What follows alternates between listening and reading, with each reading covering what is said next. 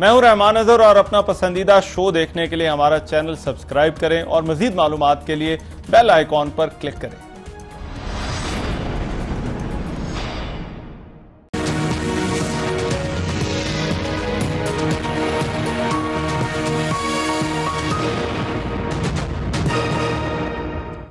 अस्सलाम वालेकुम, आपको आज के प्रोग्राम में खुशामदीद। पाकिस्तान की सियासत में आगे क्या होगा, डायलॉग या डेडलॉक? हुकूमत और अपोजिशन के पास आगे के दो रास्ते हैं, मुफाहमत या महाजराई। वो इसमें से किस रास्ते का इंतखाब करेंगे? मामलात ऐसा लगता है एक बार फिर डेडलॉक की तरफ जाते हुए दिखाई दे रहे हैं। शहबाज शरीफ की मोहम्मद अली दुरानी से मुलाकात के बाद ये क्या साराइयां होने लगी थी कि कहीं ना कहीं डायलॉग का रास्ता खुल रहा है, लेकिन आज मुस्लिम लीग नून की नायब सदर नवाज ने वाज़ेह तौर पर इसकी तरदीद कर दी कि कोई डायलॉग नहीं होगा, बल्कि उनकी पार्टी में अक्सरियत की राय यह है कि ज़िमनी इलेक्शन में भी हिस्सा ना लिया जाए। इससे पहले भी हमें कई पैगामात मौसूल होते रहे हुकूमती वज़रा की जानिब से भी। जब उनको जवाब नहीं दिया गया तो फिर और लोगों को भेजा जा रहा है। लेकिन मैं ये समझती हूँ कि मियाँ साहब ने एक बहुत अटल फैसला कर लिया है। मौलाना फजलुर रहमान साहब जो हैं वो भी इस चीज़ पे बिल्कुल क्लियर हैं और PDM में शामिल सारी जमातें इस चीज़ पे क्लियर हैं कि कोई मुज़ाकरात इस जाली हुकूमत से नहीं होंगे। डिबेट हो रही है, पार्टी में दो किस्म की राय है।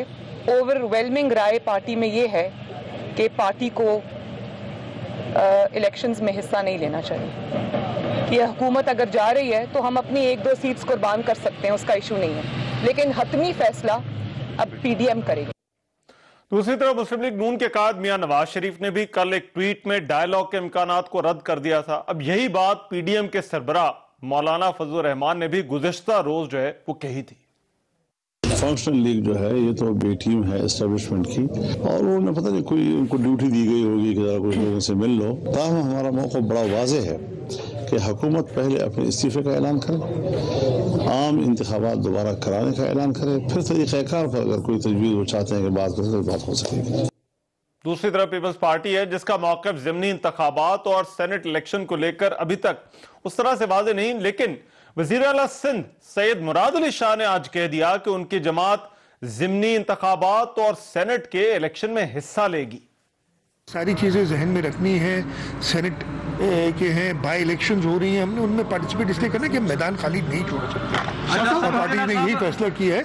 और रेजिग्नेशंस चेयरमैन साहब के पास है, जब वो चाहें, जब वो पार्टी लीडरशिप फैसला करे उनको जमा करा देंगे। ये बात अहम है कि मुस्लिम लीग नून और जमीयत उलमा इस्लाम का मौक़िफ़ इन इलेक्शंस के हवाले से ये रहा है कि इस पर PDM के इजलास में ही मुत्तफ़िका फैसला होगा। अब पाकिस्तान पीपल्स पार्टी कल गड़ी खुदा बख्श में मोहतरमा बेनज़ीर भुट्टो की बरसी पर जलसा भी करने जा रही है। इस जलसे में मरीम नवाज भी शरीक होंगी और यह बड़ा गैर मामूली है कि मुस्लिम लीग नून की क़यादत इस तरह से में शरीक हो रही है। दूसरी तरफ मौलाना फजलुर रहमान जो PDM के सरबराह हैं वो इस जलसे में शिरकत नहीं करे, बल्कि उनका एक 5 रुकनी वफ्द शिरकत करेगा। अपोजिशन के लिए यह मौका हो सकता था कि वो इस जलसे में इकट्ठे होकर हुकूमत की तनकीद का जवाब देते, जो अभी कह रही है कि PDM जमातें इख्तलाफात का शिकार हैं।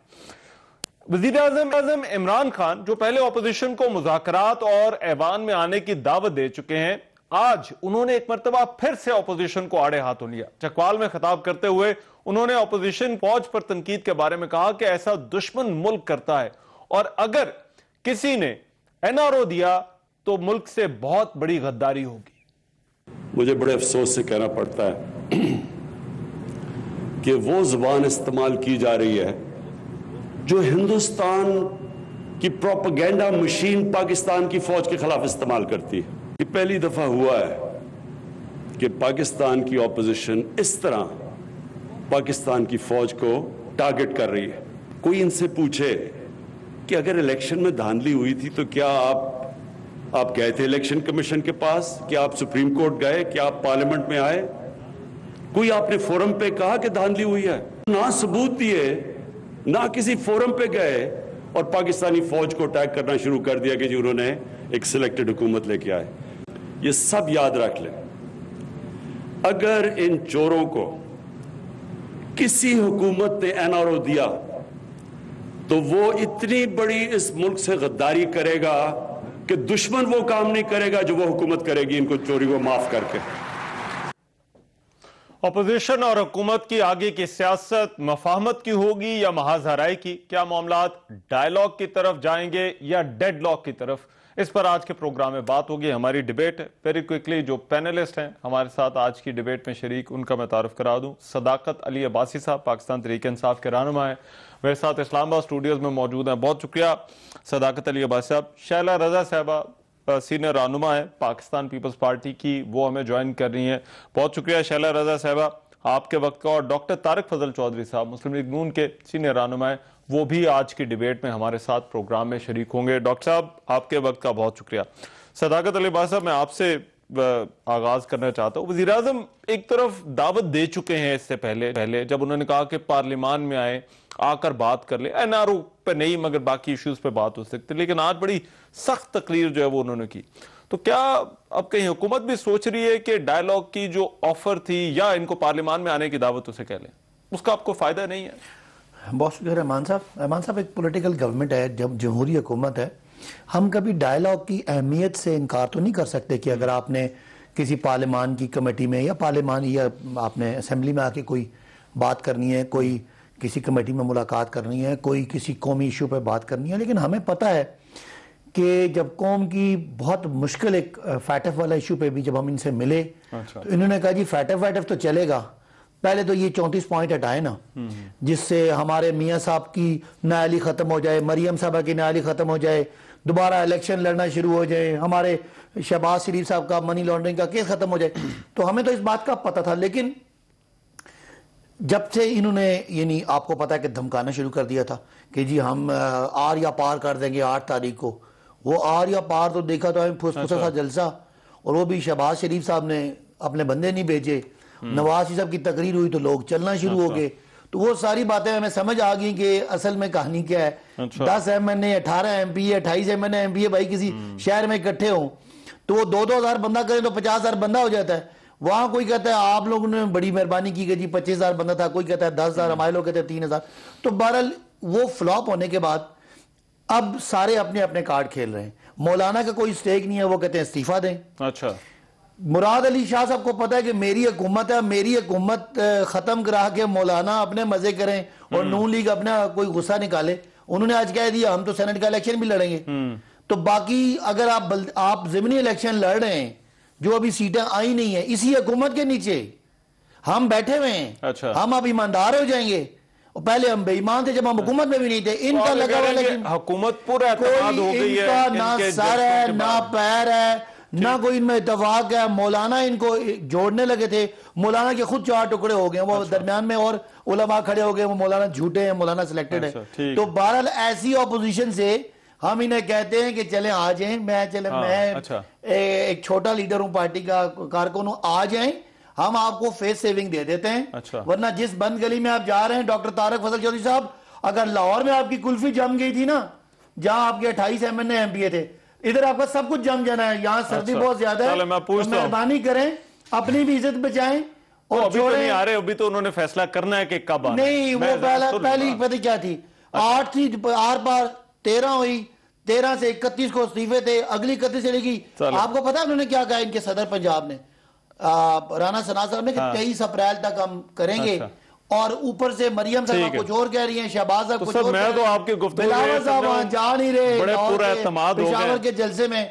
हमें पता है ना ये कितना इन दिलों में कितना तेल है। डॉक्टर साहब, वो सदाकत साहब तो आपको ऑफर कर रहे, कहते हैं कि मैं फेस सेविंग जो है वो देने को तैयार हूं, लेकिन ये चीजें कि आपको लगता है कि एक तरफ मुज़ाकरात की ऑफर्स थी, कहीं चहमगोइयां भी होती थी कि हाँ को बातचीत चल सकती है, लेकिन आज जो माहौल है, जो बयानात दोनों तरफ से आ रहे हैं, तो क्या इनसे ये समझा जाए कि चीजें डेडलॉक की तरफ जा रही हैं, और फिर कौन लेकर जा रहा है इनको डेडलॉक की तरफ?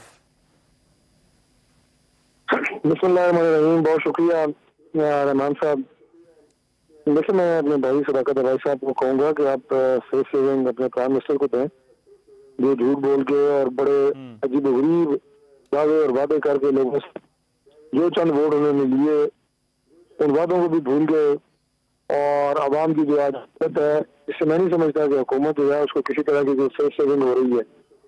दूसरी बात यह है कि अपनी फेस सेविंग उस दिन के लिए बचा के रखें कि जिस दिन आपको एक सिलेक्टेड गवर्नमेंट को इक़्तिदार देने के हवाले से रोजाना की बुनियादों के ऊपर कौम जो हकीकत जान रही है, वो दिन दूर नहीं है कि जब सारी हकीकत जो है वो आवाम के सामने मजीद भी खुल जाएगी कि किस तरह ये गवर्नमेंट जो है हमारे जो वजूद में आई है और किस तरह मैंडेट इनको दिया गया है।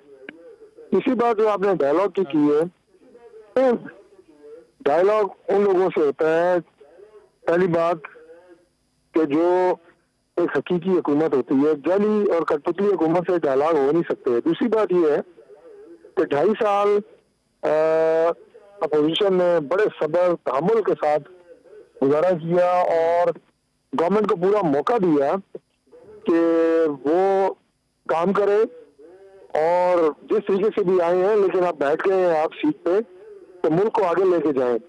लेकिन वाकई मसाइल में जिस कदर इजाफा हो चुका है और लोग जिस कदर इनसे तंग आ चुके हैं, मैंने कभी लोगों को इतनी किसी हुकूमत से तंग आते नहीं देखा जितना पिछले की हुकूमत से लोग तंग आए हैं।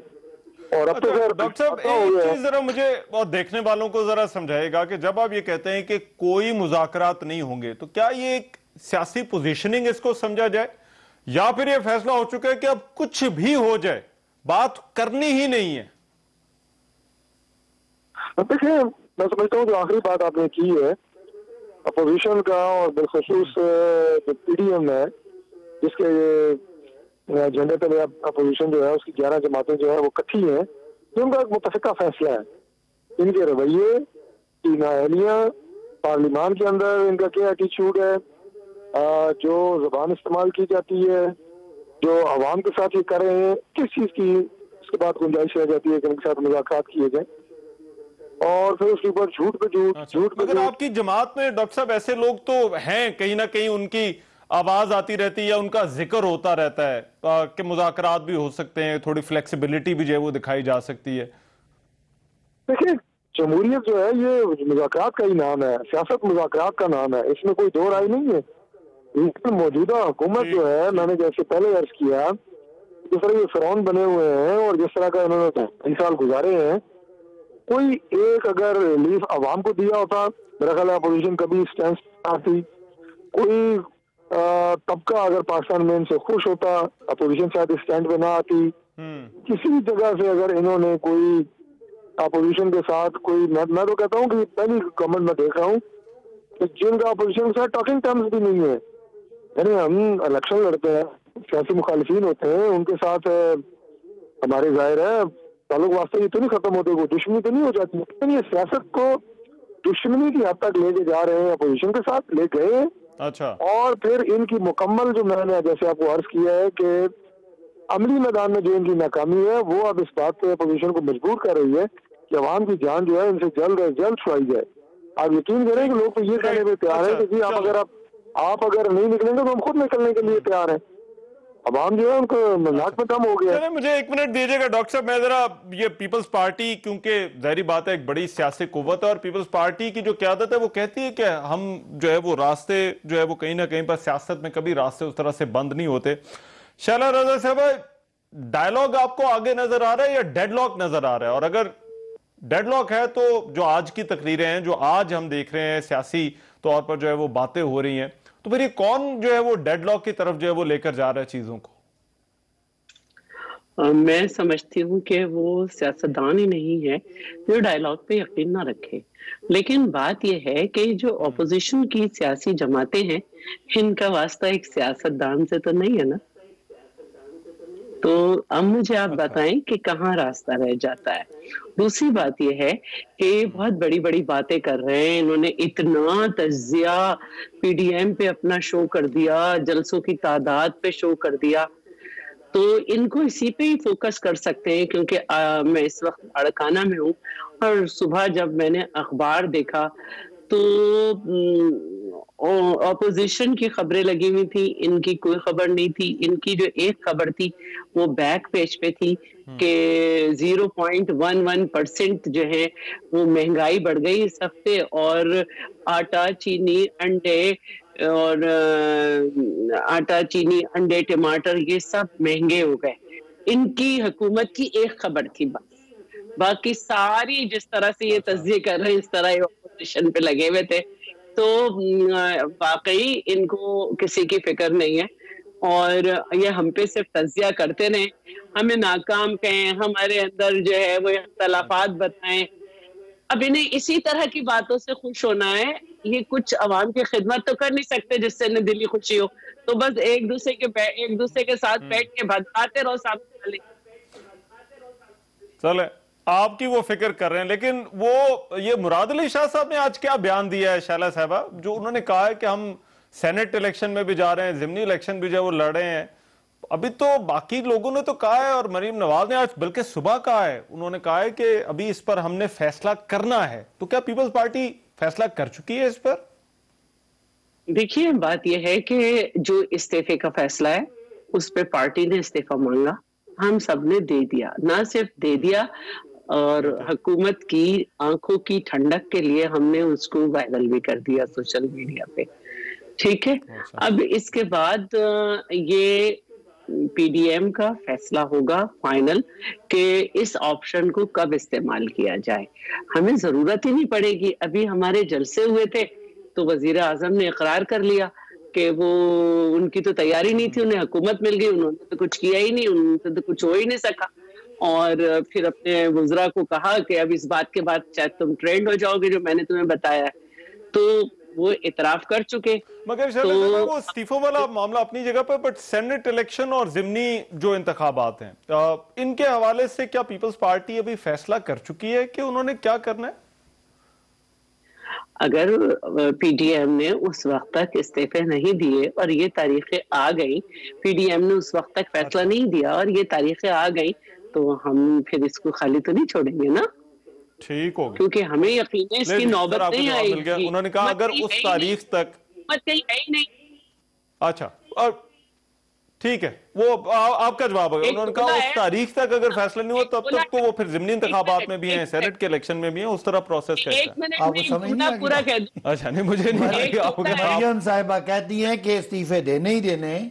एक मिनट शैला साहब जरा दीजिएगा। मरियम साहिबा कहती हैं इस्तीफे देने ही देने। मौलाना साहब कहते हैं हमने हुकूमत गिरानी है। बेला जो असल इसका मुतासरा तरीन शख्स कौन है? वो मुराद अली शाह साहब। मैं आ रहा हूं आपके पास। मुराद अली शाह साहब हैं। वो कहते हैं हम इस्तीफे भी नहीं, हम जिमनी इलेक्शन भी लड़ेंगे और हम सेनेट के इलेक्शन भी लड़ेंगे। तो इससे आपको मैसेज मिला। हमें तो हम देखे ना जो तज्जिए कर रहे थे, हमें पता था कि पीडीएम में सबसे बड़ा अब शैला साहब पीपल्स पार्टी जो है उसका सबसे बड़ा स्टेक है और वो मौलाना की खातिर अपनी हुकूमत छोड़ दे, ये हो ही नहीं सकता। ये सियासी तौर पे मुमकिनात में से है ही नहीं। ये एक दूसरे को खिला रहे हैं, इन्होंने और इनको नहीं पता कि जिसके मुकाबले में है वो सबसे बड़ा खिलाड़ी है। साहब, ये इन्होंने इतनी उम्मीदें पीपल्स पार्टी से क्यों लगाई हुई हैं ये पाकिस्तान तहरीक इंसाफ में? जहां तक बात खिला रहे हैं तो आप सिर्फ अपनी माफिया को खिला रहे हैं और वो आपकी खिला रही है। अवाम तो आज भी आटा चीनी को तरस रही है। और दूसरी बात ये कि मुराद अली शाह साहब हूँ, मैं हूँ, वहां देना है ये हम अपने अभी आप खामोश रहना, तसल्ली करनी थी। पता नहीं आपको मर्जी हुकूमत कहां से नजर आ गई? ये जो आप सुबह लाड़काना में अखबार पढ़ी थी ना, वो महंगाई आपकी वजह से है। आप भूल जाती हैं। तसल्ली रखें, आप तसल्ली रखें। मैं स्टैटिस्टिक्स डिपार्टमेंट की रिपोर्ट पढ़ रही थी क्योंकि आप लोगों को सुबह एक पेपर मिल जाता है जिसे रट के सारे 45-50 लोगों ने बोलना होता है, तो आप तो अखबार नहीं पढ़ते ना। तो मैं स्टैटिस्टिक्स डिपार्टमेंट की रिपोर्ट पढ़ रही थी। इस तरह से बैठे होते हैं जब आप जो आपको लिस्टें भेजते हैं ना, उनके नुमाइंदे हमारे पास बैठे होते हैं। ब्रेक मुझे लेने दें, मगर ये ब्रेक के बाद शैला साहब जरा वो जवाब दीजिएगा आकर। मेरा जवाब पूरा नहीं हुआ क्योंकि ये बीच में बोल रहे हैं बौखलाहट का शिकार। अगर इस तरह से प्रोग्राम करना है तो मुझे ब्रेक के बाद मैं अपनी बात पूरी करूंगी। मैं अपनी बात पूरी तफसील के साथ जो है वो बात कर लीजिएगा। ब्रेक के बाद आप इनकी तरफ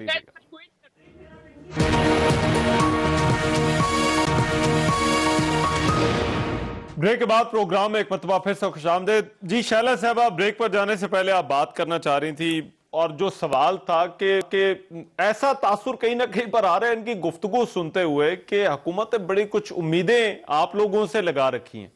दूसरा ये जरूर बताइएगा, जो आज वजीर आजम ने तकरीर की उसमें उन्होंने जो जमहूरी क्रेडेंशियल्स हैं अपोजिशन जमातों के, उनको बड़ा तनकीद का निशाना बनाया। उन्होंने कहा कि इदारों से कहा जा रहा है कि एक इलेक्टेड गवर्नमेंट को जो है वो गिरा दें। तो ये कहां की जो है वो जमहूरियत है, उन्होंने सवाल उठाया।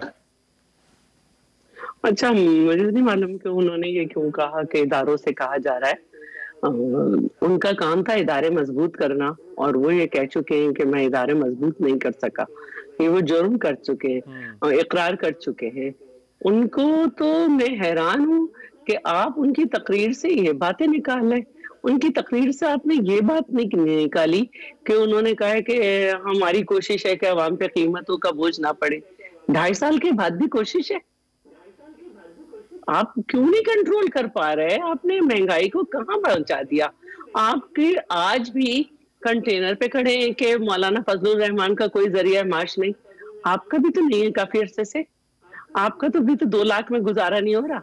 अवाम को आप क्यों कह रहे हैं कि मुल्क की खिदमत करें, उनका अगर गुजारा नहीं हो रहा?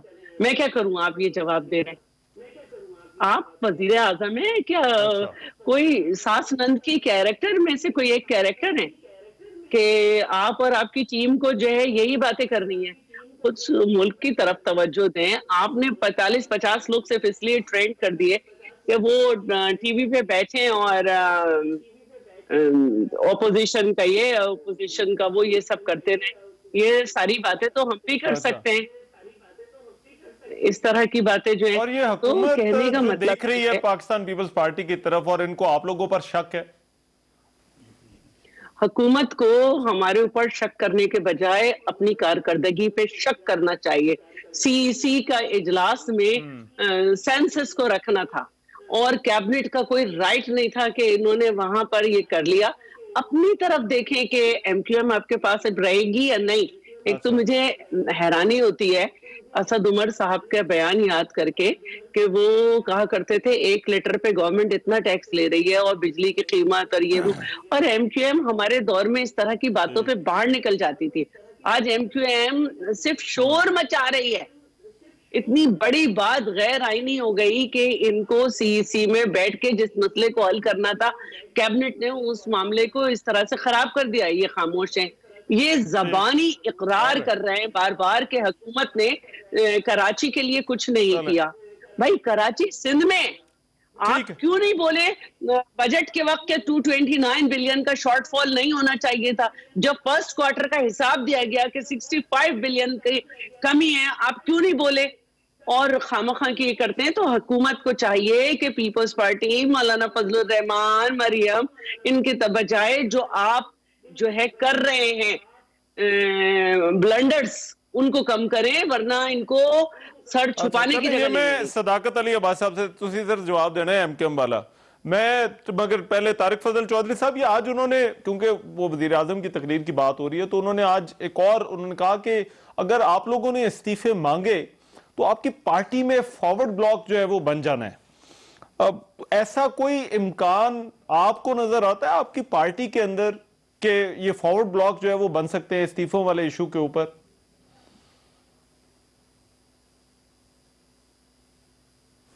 डॉक्टर साहब। जी जी, देखिए रहमान साहब, सॉरी मैं समझा कि शायद अब शाला सभा से बात कर रहे हैं। देखिए फॉरवर्ड ब्लॉक बनने की जितनी कोशिशें हो चुकी हैं जब से गवर्नमेंट बनी है, पंजाब में सर तोड़ कोशिश करते रहे हैं कि मुस्लिम लीग नून के लोगों को तोड़ा जाए। आपको पता है कि पंजाब में पाकिस्तान तहरीक इंसाफ की जो सीटें हैं वो पाकिस्तान मुस्लिम लीग से कम थी, और उस दिन से कोशिश हो रही है कि मुस्लिम लीग नून के मेंबरान असेंबली को तोड़ा जाए। 1000 लोग भी शामिल उन्होंने किए, और मुसलसल कभी किसी एक मेंबर की तस्वीर जो है वज़ीर आला साहब खिंचवा के खुश होते हैं, कभी कोई और को बुला लेते हैं, कभी उन्हें कहते हैं मैं तुम्हें फंड दूंगा, चाय पीने की है तो उनकी तस्वीरें बनवा के चला देते हैं, जनाब का फॉरवर्ड ब्लॉक बन है। लेकिन अब वो वक्त गुजर चुका है, ये माजी के किस्से थे। लोग जो है वो, अब मैं समझता हूँ कि अगर आप पब्लिक की बात करें तो वो भी ऐसी सियासी लोटों को बिल्कुल पसंद नहीं करते जो मुंतखब किसी और पार्टी के टिकट पे होते हैं और उसके बाद अपने फायदे के लिए दूसरी जमात को ज्वाइन कर लें। अब वो वक्त नहीं रहा, और मुस्लिम लीग नून जिन कठिन हालात से गुजर रही है अपोजिशन में, और जिस तरह इसको टारगेट किया गया है, बावजूद आप देखें कि हमारे सूबाई असेंबली के मेंबरान हो या कौमी असेंबली के मेंबरान हो, वो बिल्कुल डट के अपनी जमात और उसकी क़यादत के साथ खड़े हैं।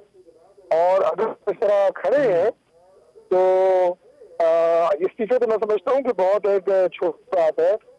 वजह यह है कि इस्तीफों के बाद जो बात की जा रही है पीडीएम के प्लेटफॉर्म से, जिस तब्दीली की है और जिस हकीकी तब्दीली की बात हो रही है, उसके मुकाबले में इस्तीफों की कुर्बानी देना, इमरान इसको कोई भी कुर्बानी नहीं समझते और वो बिल्कुल अपनी कैबिनेट उसके फैसले के मुंतज़िर है और सब ने अपने इस्तीफे दर्ज करा दिए हैं। और जब पीडीएम की कैबिनेट करेगी, और आप देखिए एक भी मेंबर ऐसा नहीं है जिसने अपना इस्तीफा जमा न कराया हो। मुस्लिम लीग नून के तमाम आप ये कह रहे हैं एक भी बंदा ऐसा नहीं है। तो आज तो सर सदाकत अली भाई साहब वजीर आजम बात कर रहे थे फॉरवर्ड ब्लॉक की, और दूसरा उन्होंने कहा वो एमकेएम वाली जो बात शैला साहब ने पूछी, उन्होंने कहा हमारी फिक्र छोड़े बल्कि आप एमकेएम की फिक्र करें। देखिए पहली बात है, हमें कोई फॉरवर्ड ब्लॉक की जरूरत नहीं है। हम सिचुएशन बता रहे हैं, जब इन्होंने मियां साहब ने बयानिया लिया था इदारों के खिलाफ, तो लोग इनको छोड़ना शुरू करे, बड़े बड़े अहम लोग, जनरल कादिर बलोच साहब और दीगर लोग इनको छोड़ के चले गए। तो ये एक उनका बयानी का हमने उस वक्त भी इसकी पेशन गोई की थी। अभी अगर ये जो इस्तीफे की बात करें, 2 इनके बंदों के इस्तीफे गलती से स्पीकर के पास चले गए, उन्होंने माफी तलाफी की, मुर्जा जावेद भाई साहब ने और सजाद अवान साहब ने। उन्होंने कहा जी वो भाईजान गलती से हमारे इस्तीफे हमने कहीं और भेजे थे, कहीं और, तो स्पीकर साहब ने कहा नहीं, अब आप आके तो या तो वापस लें, कहें हम तोबा करें, वरना आपका इस्तीफे एक्सेप्ट हो जाएंगे। अच्छा, इनको अंदाजा नहीं है, डॉक्टर साहब को भी पता है कि लोग जो इनके लोग हैं, उनका कितना उनको पता है कि मामला बड़ा पुरस्कार है। वो सवाल पूछ रहे हैं, वो कह रहे हैं कि हमारे इस्तीफे हमें मालूम नहीं है कि किस तरह से जो है वो स्पीकर के पास पहुंच गए। वो स्पीकर को जाकर बता देना, ये तो स्पीकर ऑफिस बताएगा।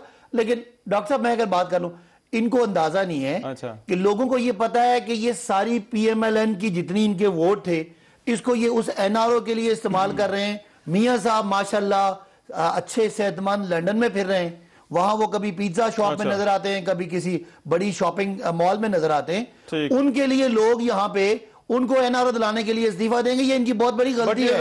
हम इन्हें कहते हैं कि यार आपकी पार्टी फले फूले, मुस्लिम लीग ढूंढ रहे, हम भी चाहते हैं अगले इलेक्शन में अच्छा मुकाबला हो। ये जिस तरफ आप चल पड़े ना, तो ये तो आपको पता ही है, आपको मुझे पता कितना मुश्किल होता है। डॉक्टर साहब आप कुछ कहना चाह रहे थे, कोई नजरिया भी ना हो, कोई सोच भी ना हो, लीडरशिप भी हो, जिनका कोई एक्सपीरियंस ना हो, बेचारों का कोई काम कारोबार ना हो, तो वो लोग इस्तीफा देंगे, तो पार्टियां इनकी टूटेगी। हमें आपका कोई ब्लॉक नहीं चाहिए। डॉक्टर साहब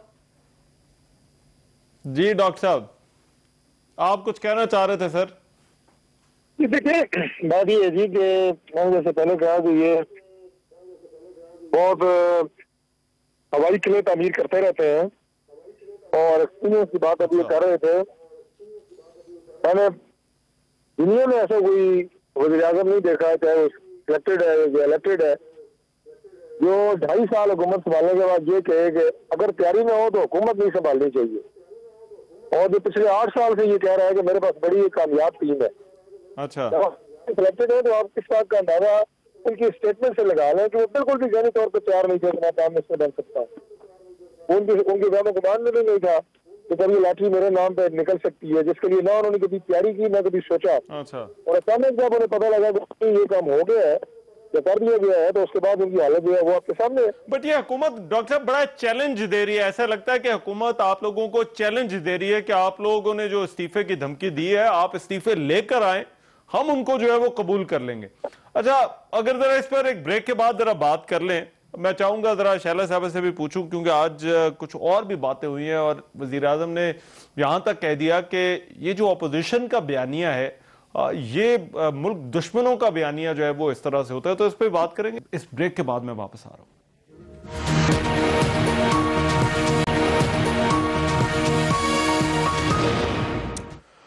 ब्रेक के बाद प्रोग्राम में एक मरतबा फिर से खुशामदीद। शैला रज़ा साहब, ये जो आज हुकूमत की तरफ से और वजीर आजम की तरफ से आप पर यह भी तनकीद हुई है कि आपका बयानिया जो है वो बराह रास्त इदारों को जो है वो निशाना बना रहा है, और ऐसा तो कोई भी नहीं करता। और फिर उन्होंने ये भी कहा कि जो बाहर की जो फेक वेबसाइट्स है वो भी आपके बयानिए को जो है वो इस्तेमाल करती हैं। तो ये आप समझती हैं कि वजीर आजम हुकूमत के ये जो इल्जामात हैं, इनको पीडीएम जो है वो किस तरह से देखती है?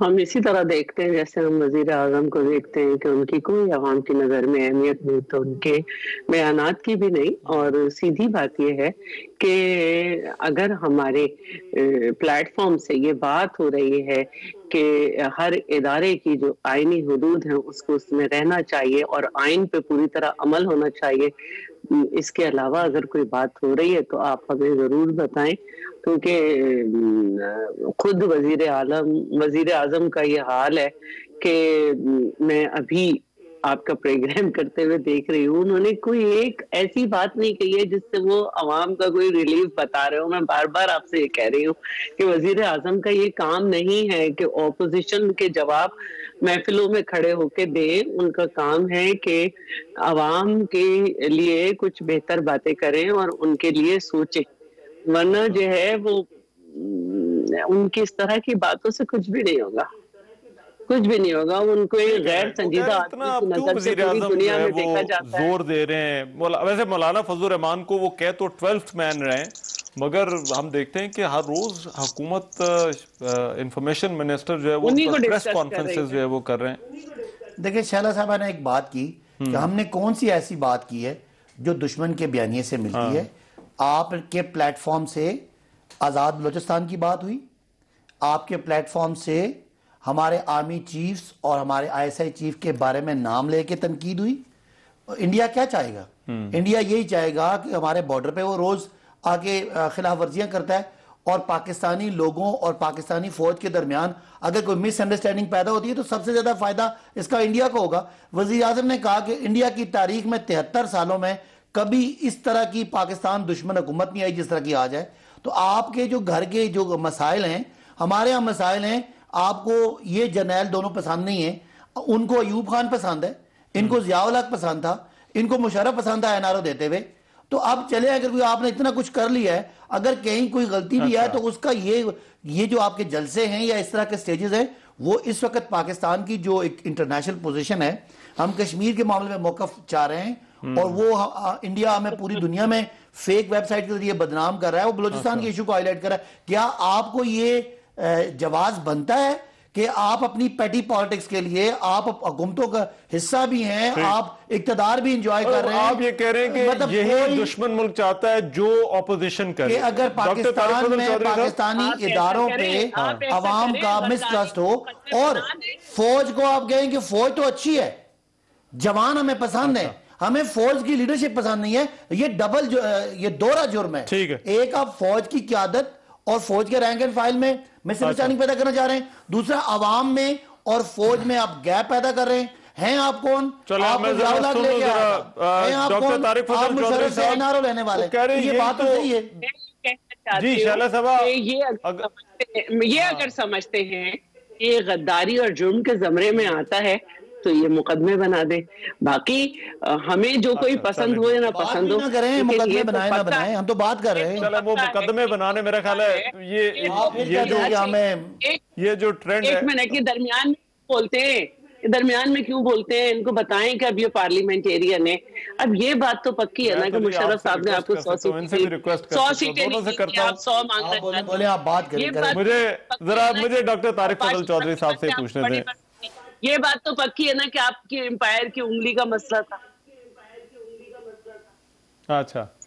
अच्छा डॉक्टर तारिक फजल चौधरी साहब, वो कहते हैं यार जिस तरह की बातें PDM के जलसों से हो रही हैं यही दुश्मन मुल्क चाहता है और आप बातें उस तरह की कर रहे हैं, और फिर आप जब बात करते हैं तो वो बातें जो है वो फिर उनको ज्यादा बढ़ावा दिया जाता है। और आज तो उन्होंने यहां तक कहा कि वो जो फेक वेबसाइट्स है वो भी PDM के बयानी को जो है वो इस्तेमाल करती हैं।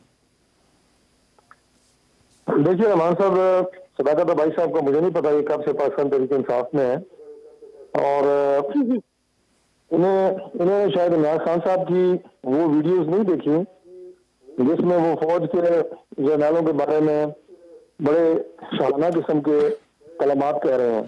अगर वो नहीं देखी तो आप काइंडली आगे प्रोग्राम में इनको दिखा दें कि इमरान खान साहब जो है वो क्या फरमा रहे हैं और क्या खूबसूरत लफ्ज वो बोल रहे हैं। जब धरना दे रहे थे कंटेनर के अंदर बैठ के क्या कह रहे थे, मैं तो दोहराते हुए मुझे बड़ा अजीब लगेगा। आप इनको दिखा दें या प्रोग्राम के बाद इनको मेरा भेज दें आप, ताकि इन्हें समझ आए कि इनकी अपनी क़यादत जो है वो मजमूई तौर पे, हम कभी भी इज्तिमाई तौर पे किसी ने कोई बात नहीं की, वो तो इज्तिमाई तौर पे कह रहे हैं कि सारे जर्नल ऐसे हैं। हम तो ये बात कर रहे हैं कि जो इस इलेक्शन में जो धांधली हुई और इससे पहले अगर कोई गैर आईनी इकदाम पहुंच के किए गए, तो हम तो कह रहे हैं हर इदारा अपनी आईनी हदूद के अंदर रह के काम करे। जिस तरह माशाल्लाह लगाए गए, अब ये नाम ले रहे हैं, हम तो कह रहे हैं वो गैर आईनी थे। ऐसा कोई इल्जाम मुस्तकबिल में भी नहीं होना चाहिए और इदारों को अपनी आईनी हदूद के अंदर रह के काम करना चाहिए, तभी ये पाकिस्तान चलेगा और आगे बढ़ेगा। और अच्छा डॉक्टर, इधर से आगे का जो रास्ता है, राइट, बात थोड़ी सी मुकम्मल कर लो। इधर से आगे का जो रास्ता है वो आप क्या देखते हैं? मैं जरा एक ब्रेक के बाद यही सवाल लेकर आपके पास आऊंगा कि इधर से बाहर निकलने का रास्ता हमारे पास क्या है। ब्रेक के बाद प्रोग्राम में एक मरतबा फिर से खुशामदीद। बहस को समेटना है, वक्त कम है। मुख्तसरन डॉक्टर तारिक फजल चौधरी साहब, एक तरफ है कि कोई मुज़ाकरात नहीं होंगे, दूसरी तरफ कहा जा रहा है कोई एनआरओ नहीं दिया जाएगा, तो सर ये कोई निकलने का रास्ता इस सिचुएशन से कोई आपको नजर आता है सर? सिचुएशन इसकी जो है जो बन चुकी है, इसका वाहिद हल यही है कि मुल्क में नए इंतखाबात कराए जाएं, आवाम की जो हकीकी नुमाइंदगी है उन लोगों को हुकूमत दी जाए, और जो जाली तरीके से इक़्तिदार पर कब्जा हुआ है इसका जितना जल्द अज जल्द खात्मा होगा उतना ही मैं समझता हूँ कि इस मुल्क के लिए और इस आवाम के लिए बेहतर होगा। ठीक, राइट। शैला साहबा, क्या पीपल्स पार्टी को कोई और रास्ता नजर आता है अभी इस वक्त? अच्छा सब, क्योंकि अभी लास्ट सेगमेंट है जो कह रहे हैं, देखिए ये पीडीएम का मौक़िफ़ है, और क्योंकि लास्ट सेगमेंट है तो मैं सबसे पहले यही कहूंगी कि कल मोहतरमा शहीद की बरसी है और यौम शहादत है उनका, और तमाम पाकिस्तानी ये बात याद रखें कि अवाम के हकीकी लीडर जो हैं वो अवाम के हक के लिए, अपने मुल्क के लिए अपनी जान दे देते हैं, और अवाम के हक के खातिर जब उनसे बात की जाए तो वो ये नहीं कहते कि मैं क्या करूं। अगर कोई लीडर अवाम की मजबूरी और अवाम के हालात पे ये कह रहा है कि मैं क्या करूं, तो फिर उसके लिए एक रास्ता है कि वो सीधा घर चला जाए। अच्छा ठीक है। सदाकत अली भाई साहब, क्या वजीर आजम के पास कोई रास्ता है सियासत को, इस मुल्क को इस सारी सिचुएशन से निकालने का? देखिए, मोहतरमा का यौम शहादत है कल, और हम उनको खराज अकीदत पेश करते हैं, खराज तहसीन पेश करते हैं उनकी जद्दोजहद को। उनकी जद्दोजहद जमहूरियत के लिए थी। ये कोई तरीका नहीं है कि आप एक जमहूरी गवर्नमेंट को कहें कि हम इनसे मुज़ाकरात नहीं करते, तो आप किन से मुज़ाकरात करते हैं? ये मोहतरमा की सारी जिंदगी की जद्दोजहद के खिलाफ है कि आपकी जो बातें हैं कि हम इनसे मुज़ाकरात नहीं करते, हमें कोई आदमी आके इस गवर्नमेंट को घर भेज दे और फिर हमें ला के बैठा दे, हम जमहूरियत की बातें कर रहे हैं। उसके लिए तरीका यह है कि पार्लियामान है, आए और आपके पास जो सीटें हैं उनके जोर पे आए, और जमहूरियत में तरीका मुतय्यन है, आपने हमें हटाना है, आप अदम एतमाद लेके आए, बाकी सारे तरीके जमहूरी हैं। तो मोहतरमा की जो उनकी रूह है, उनकी सारी उसकी जद्दोजहद की वो यही थी कि जमहूरियत बेहतरीन इंतकाम है, आपका हम इंतकाम जमहूरियत से ही लेंगे। बहुत शुक्रिया डॉक्टर तारिक फजल चौधरी। शैला साहबा, थैंक यू सो मच, आपके वक्त का बहुत शुक्रिया। आज के प्रोग्राम से इतना ही, इजाजत दीजिए, अल्लाह ने के बाद। मैं हूं रहमान अजहर, और अपना पसंदीदा शो देखने के लिए हमारा चैनल सब्सक्राइब करें और मजीद मालूमात के लिए बेल आइकॉन पर क्लिक करें।